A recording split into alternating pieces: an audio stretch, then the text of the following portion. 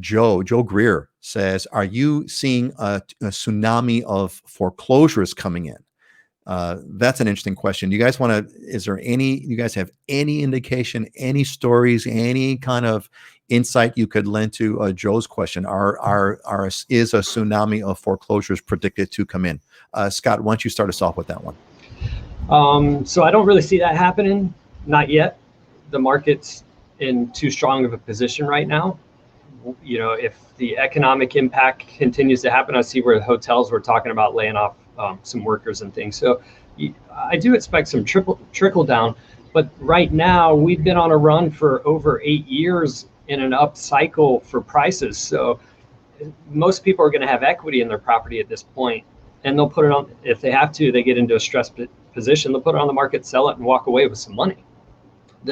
Obviously, there'll be some people that will be underwater, but I don't see it coming. And it's all going to depend on kind of how this tourism play comes back and how the economy starts going. The longer this trickles out, the bigger impact we will have. But we're still in a position where prices are going up and we have restricted inventory, so people can put their home on the market and sell it at a profit right now.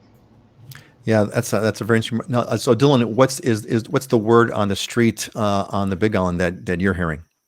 So I always add context. I agree with Scott. I don't see that coming, and the main reason is this economic turmoil that we're in, or downturn that we're in right now, is very different than the housing bubble crisis that we saw in 2007 and 2008. And the main reason for that was there's been a lot of federal laws put into place to protect the market from what had happened 10 years ago. And in that crisis, where people who shouldn't be buying homes were buying homes that were overpriced and getting themselves overextended in really bad situations. And I use myself as an example. I was I think 23 or 24 when I bought my first house. I was in college on the GI Bill, didn't have any type of savings. My wife, we weren't married yet. She was a teacher for like 6 months, and we got a mortgage to buy a house. We had no business buying a house. This was like in 2005, but we could because of the way the lending laws were back then. It's much tougher now. So if you bought a house in the last 10 years, you had to be in a much better financial position. And like Scott said, if you bought a house 5 or 6 years ago and you lose your job today, you probably have 15, 20% equity in your house, even if you put very little money down. So you can just put it on the market, sell it, and walk away with some cash. So it's unlikely. We're not in the same type of situation we were 10 years ago during the economic crisis and housing bubble. It's very different.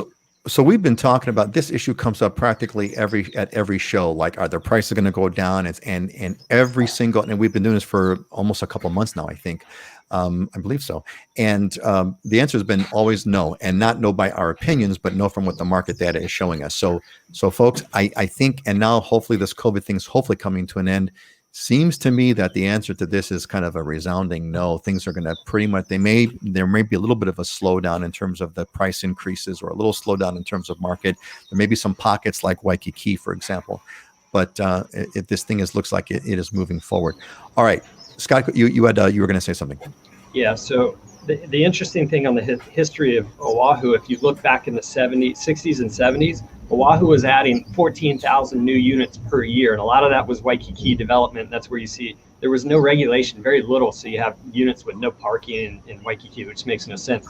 And then the city and county swung the pendulum the complete opposite direction and made building so restrictive that we're building new units but can't even keep up with the local demand, much less the offshore demand. So we always have the supply-demand imbalance, which drives up prices, which also means there's not a glut of supply on the market all the time, which is why we don't see a wave of foreclosures. That's why in the 2008 bubble, when things busted, we only dropped 11% from top to bottom, was because we didn't have a glut of supply.